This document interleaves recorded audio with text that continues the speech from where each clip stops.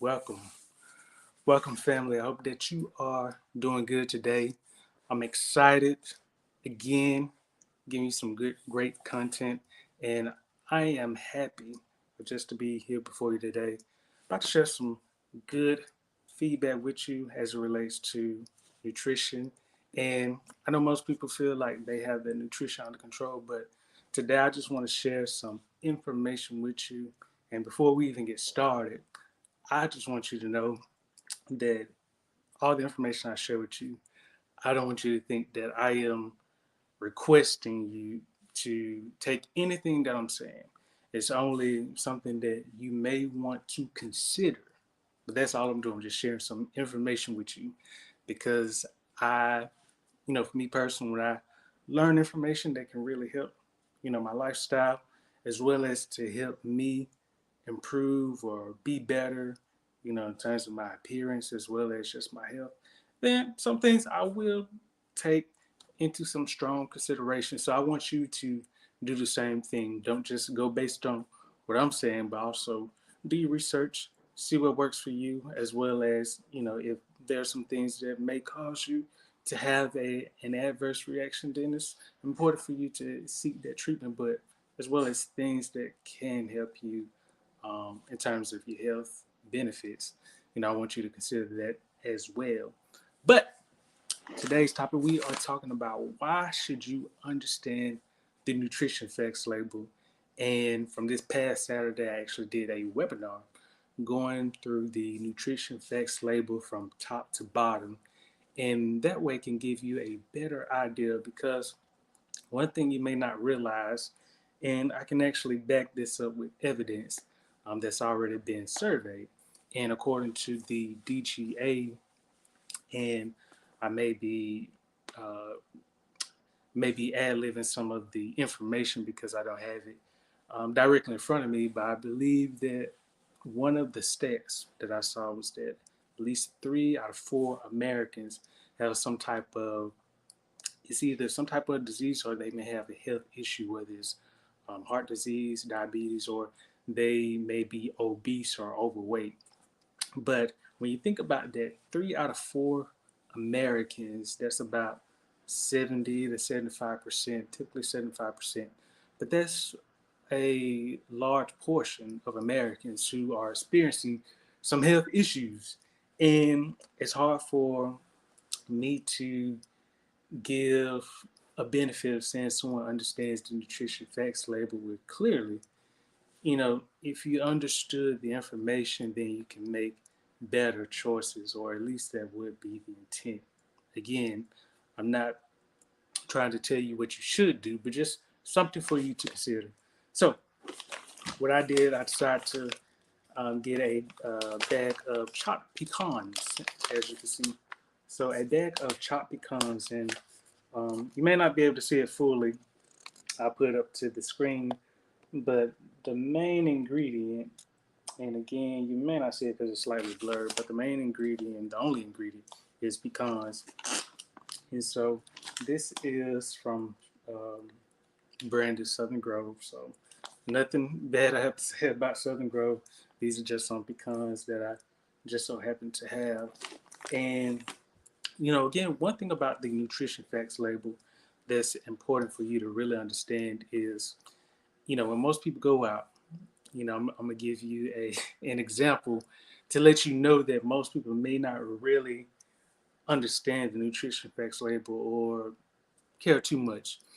When you think about how often a person may go out to eat, whether it's using Uber Eats or any type of food delivery service, or even when you go out and order food, how many times do you actually request the nutrition label or the nutrition facts label for that particular food or dish?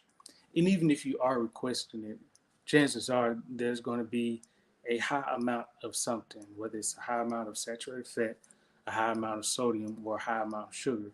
Or it could be a combination of two of those or all three of those.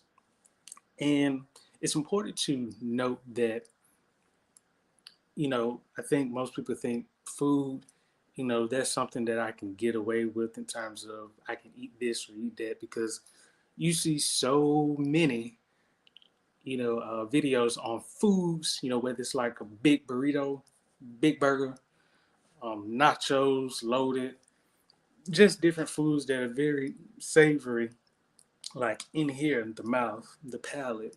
And this is one area, but then once it gets digested into your body, then that's a different ball game, because this is where it's going to spend a little bit more time in your food. It's going to spend more time in your body, going through, your arteries, your um, different organs in your bodies, different nutrients. And it's important to really just keep in mind, what am I putting into my body? One thing that I'll touch on, and I'll probably cover this in a separate video, is you may not realize, but some of your skin problems, such as acne, blackheads, and some other um, skin problems you may notice, could be a result of what you actually eat. So again, I may cover that in a different video to give more context. So again, here, one thing that I want to cover in terms of the nutrition facts label that I covered in the previous video is that the serving size is not a recommendation for how much you should eat, but it is only based on what the average person typically eats. And that could be based off of if someone decides to eat a cup of this or half a cup of this or even a fourth cup of this, then they basically polled it based on the average number of Americans who actually eat a particular food item. So again, serving size is not a recommendation for how much you should eat. And you can also find this same information that I'm sharing with you on the FDA.gov website. And if you type in nutrition facts label, you'll find that as well. But again, you may not be able to see this bag of pecans, but here, if you were to just go through your pantry or your cabinets and just get a random food item, it could be a canned good, could be some nuts that you may have, whether pistachios or almonds, or it could be a breakfast cereal. I want you to look at that and study it and really understand, okay, what are some of the things that are good for me? And typically the things that would likely be good for you would actually be in the vitamins and minerals section, which will typically be at the bottom of the label. And not to say that these are only the benefits that you get from the food, but these are really going to be the vitamins and nutrients that most Americans typically do not get enough of. When you think about, for instance, vitamin D, well, you can actually get more vitamin D if you were to be more outside.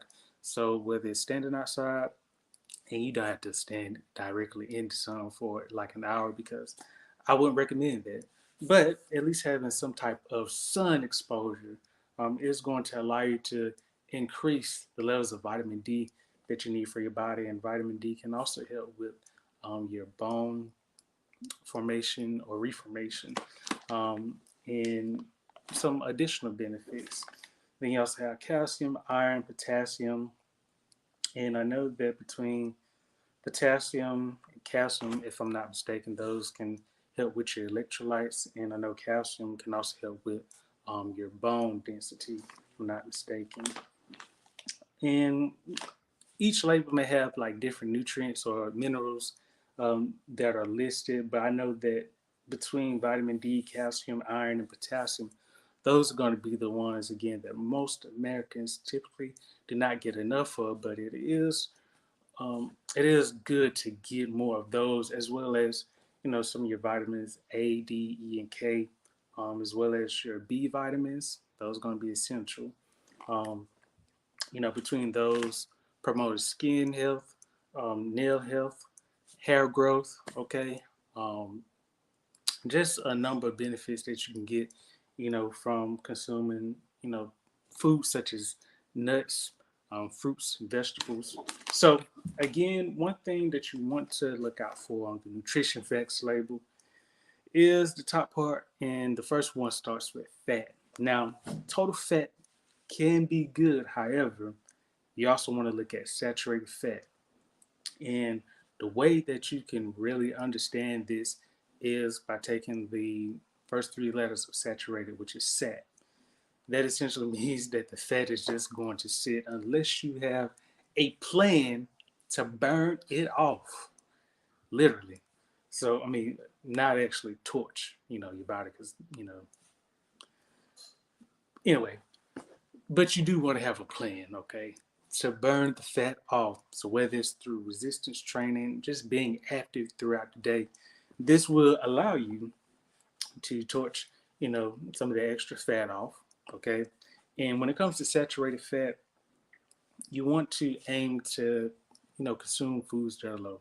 Now, again, going back to my disclaimer, I'm not telling you what you should eat, but allow this to serve as a recommendation for what you should consider eating. Okay, so a lot of foods that can be low in saturated fat, of course, fruits and vegetables.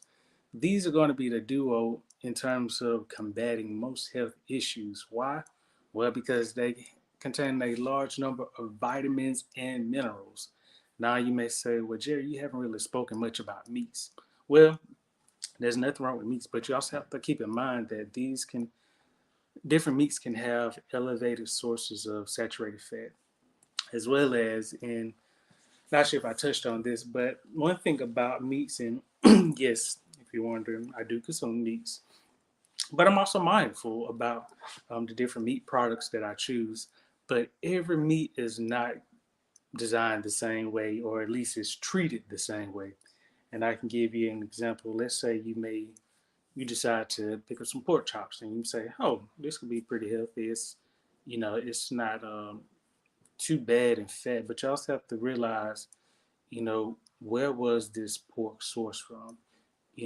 As well as the was the pigs treated with antibiotics, different things like that that you may not know where a pig carried in its bloodstream before it was actually slaughtered, then prepared. And those are things that I just want to share with you. Again, this is just information. I want you to, make the best decision for you, but I also do want to do my due diligence by sharing this information with you, because as you are, looking at the nutrition facts label, whether you're in the grocery store or even doing online shopping, I also want you to keep in mind, okay, how was this food prepared?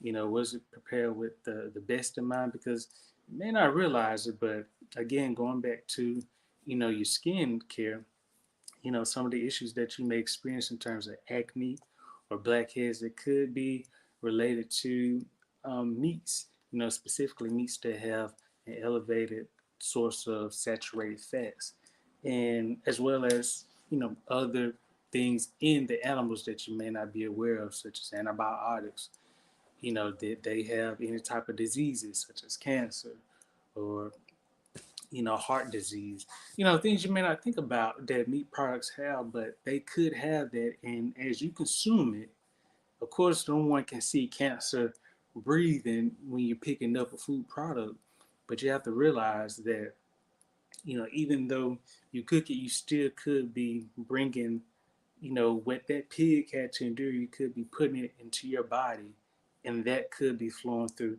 your bloodstream. So it's just some things to consider. All right. So when you look at trans fat, that's typically zero. However, one thing that I would mention is some companies, even if it's like zero point 0.5 grams, and some countries have banned or restricted trans fat from being in foods, but some companies can actually get away if it's like 0.05 grams of trans fat, they could actually put 0 grams. Or in the ingredient label, which you may not realize is there are some ingredients that can actually convert to trans fat, or could be translated as trans fat in at minimally small quantities. So I want you to keep that in mind. So even if it shows zero, it could be 0.1 gram of trans fat. Um, and I don't have a prime example in front of me, but I think an example of a food that could have trans fat, and it could be hydrogenated oils, or it may say partially hydrogenated oils. And a clear example of this could be from some peanut butters that may have partially hydrogenated oils. And I want you to do some research because you may start to think like, why would they do this? So compare a peanut product with partially hydrogenated oils. Okay, it won't be hard because you know your main brands typically have this. And then look at the simply natural or the natural version of that.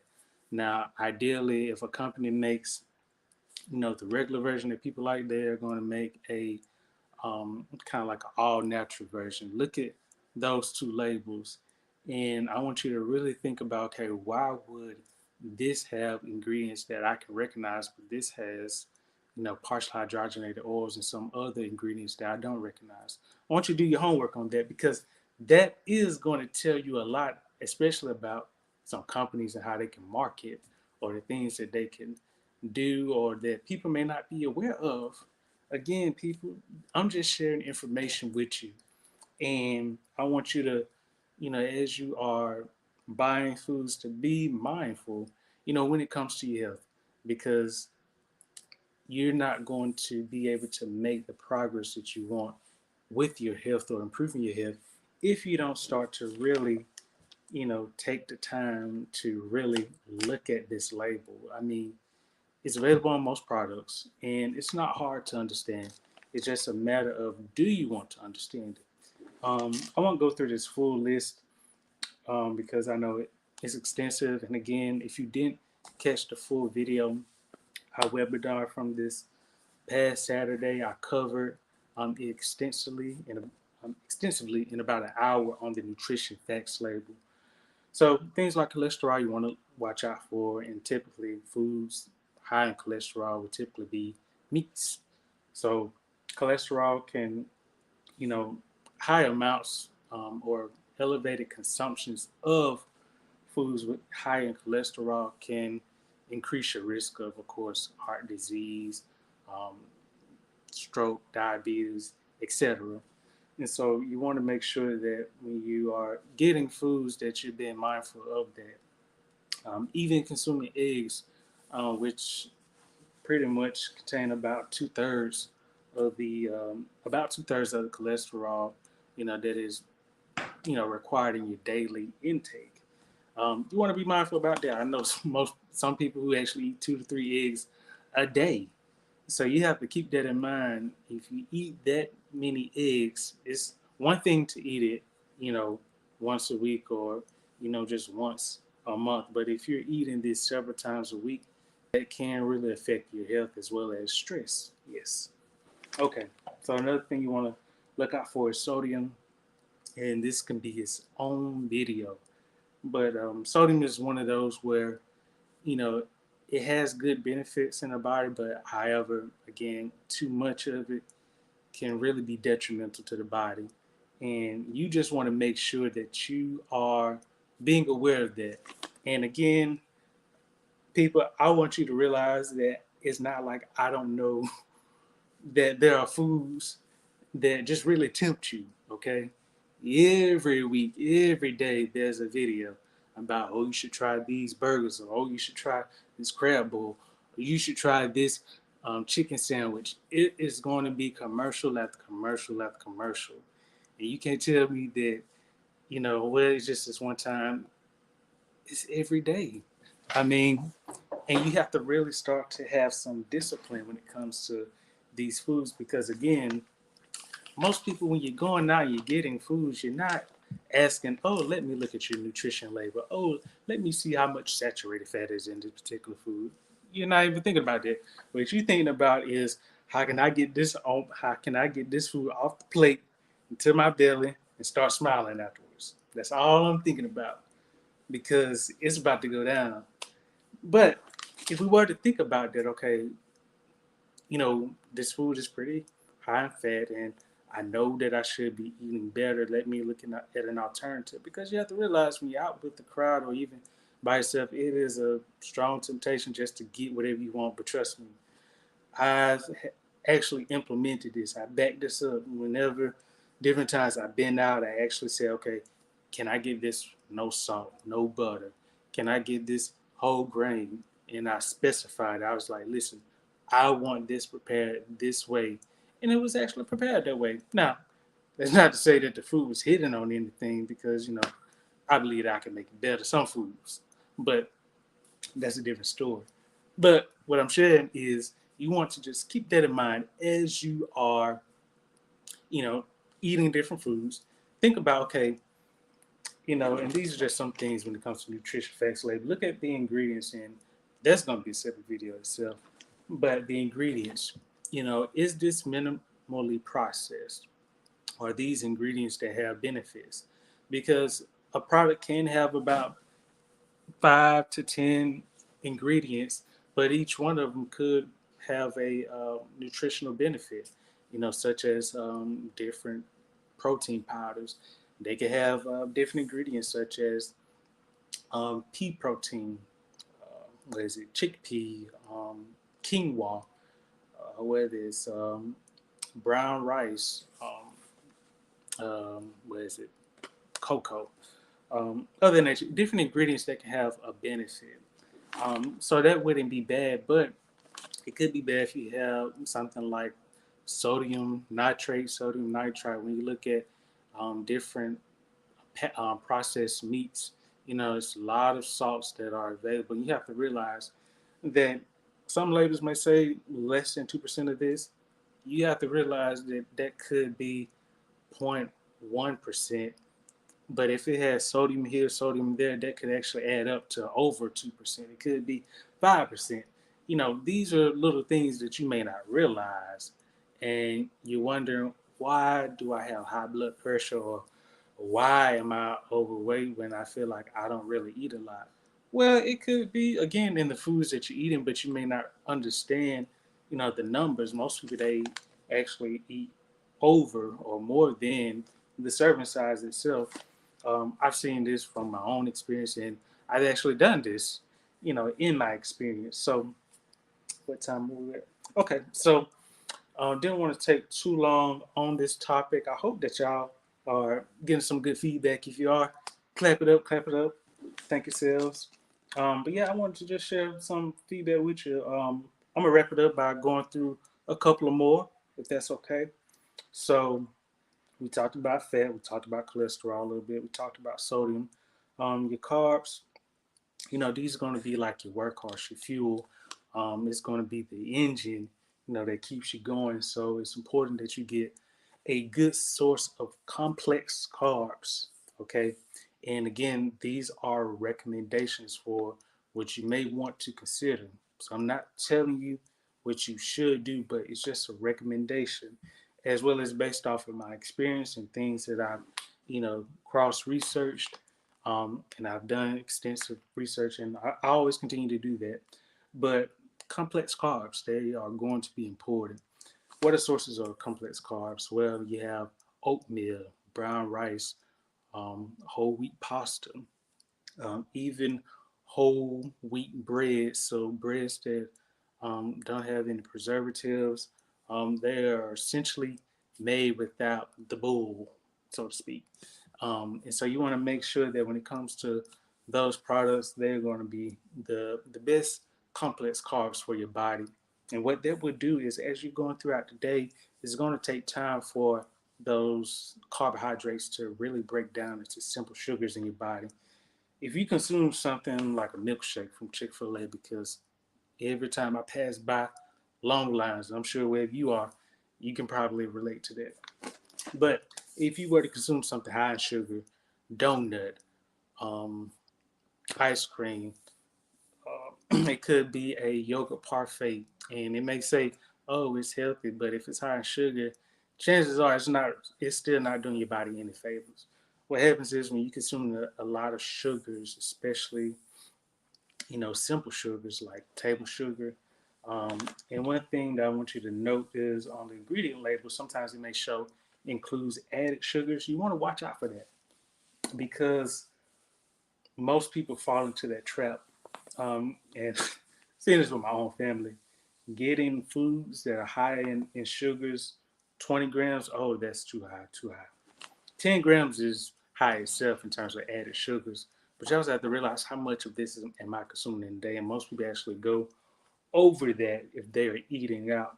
And what happens is when you're consuming a lot of simple sugars, it hits your bloodstream. And it's like your blood has to work overtime to like process that sugar. The best way I'm gonna put it is imagine that you had a classroom, okay, and you have all good students, everybody's behaving, and then for some reason you have just a load of bad students that come to your classroom. Well, now it's like you have to work overtime in order to, get these kids to actually get in line. Think about how much stress that's putting on you, especially when you are adapted to a certain way, okay? And that's the same way that your body can respond to a lot of simple sugars that are being added to it. It has to work overtime in order to process that versus, if you're consuming complex carbs, it's going through this process. Okay, it's like, okay, complex carbs, this is the process that we got going into the body, and this is how things work.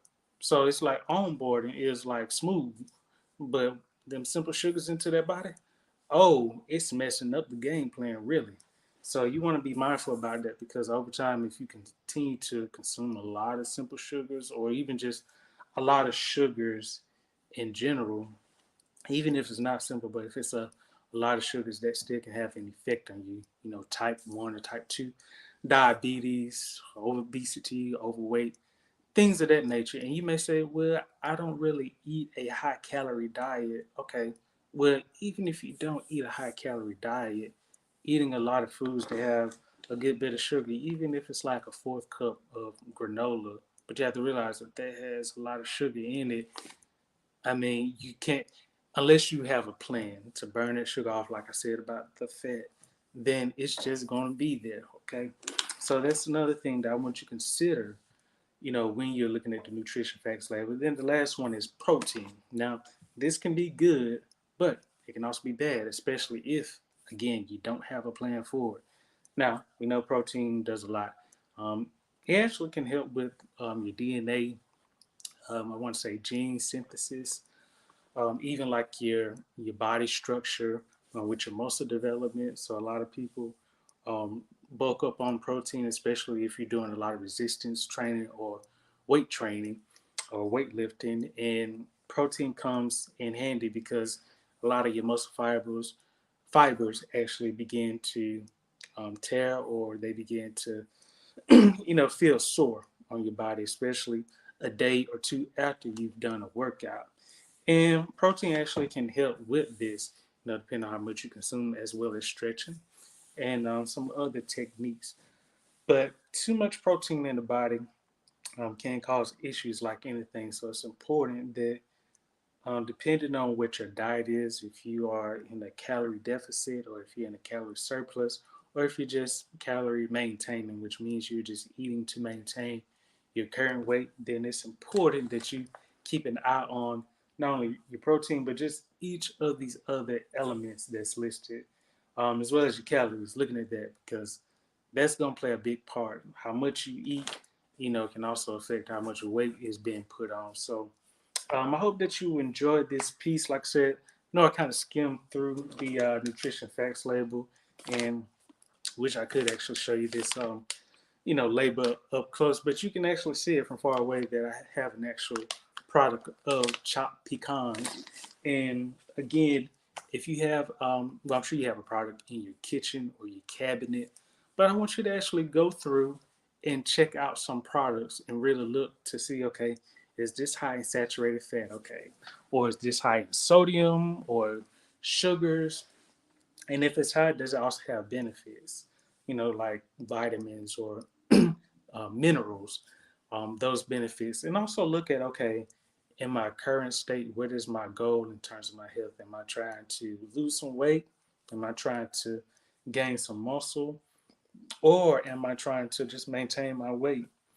And again, these are just things for you to consider. But it's also important to consult your PHP or your primary health physician or your primary care doctor about some of your goals, especially if you have any pre-existing health issues. It's very important that um, consult them about that. And again, that's a recommendation for you. But again, I hope that this helps you and at least gives you, the motivation to really look at the nutrition facts label on different products that you have and say, okay, I don't think this is good for me, so let me avoid getting this product. Or if you're in a grocery store, one thing that I would recommend is typically shopping on the outer aisles, which is where your fruits, fresh fruits, and your vegetables are going to be. You could also opt to get some frozen vegetables or frozen fruit, especially if you're not going to eat them as soon as possible.